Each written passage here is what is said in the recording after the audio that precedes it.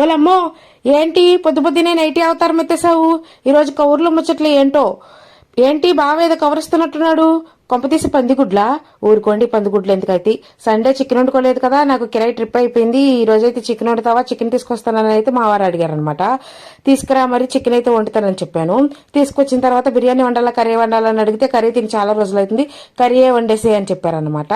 నేనైతే curry prepare చేస్తున్నాను. మా ఇంట్లో ఆల్ టైమ్ ఫేవరెట్ కర్రీ ఏదైనా ఉందంటే అది చికెన్ కర్రీ మాత్రమే అనమాట. ఇదే కాదు, చికెన్తో ఏ ఐటెం చేసినా దాకూర్చుకుని అయితే తినేస్తారు.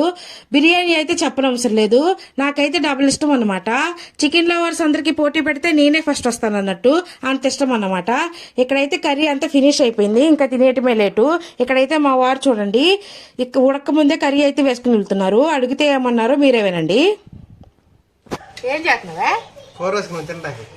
తింటా కూర వేసుకున్నావా? సిగ్గులు అవుతా సరే, ఉడకముందే కూర వేసుకున్నారు ఎవరైనా? మీరే చూసారు కదా, మాకు ఇది ఎంత ఫేవరెట్ అయితే అలా వేసుకుని తింటాము. నాకైతే లెగ్ పీస్ ఉండాల్సిందే అనమాట. అందుకోసమని ఈ రోజు మా వారు 2 లెగ్ పీస్లు అయితే తీసుకొచ్చారు. ఒకటి నాకు, ఇంకొకటి మా వారికి అనమాట. మేమందరం కలిసి కూర్చుని అయితే భోజనం చేసేస్తున్నాము. మీరేం తిన్నారో కామెంట్ చేసేయండి. ఏం కర్రీ వండుకున్నారో మీ చల్లని చేత్తో ఇక్కడ దాకా చూసారు కదా, ఒక సబ్స్క్రైబ్ అని లైక్ చేయొచ్చు కదా. ఓకే, ఉంటాను. బాయ్.